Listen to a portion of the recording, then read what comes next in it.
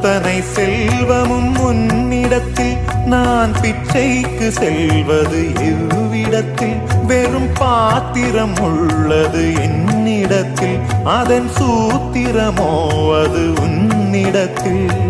ஒரு முறையா இருமுறையா பல முறை பல பிறப்பெடுக்க வைத்தாய் புதுவினையா பழவினையா கணம் கணம் தினம் என்னை துடிக்க வைத்தாய் பொருளுக்கு அலைந்திடும் பொருளற்ற வாழ்க்கையும் துரத்துதே உன் அருள் அருள் அருள் என்று அலைகின்ற மனம் இன்று பிதற்றுதே அருள் விழியால் நோக்குவாய்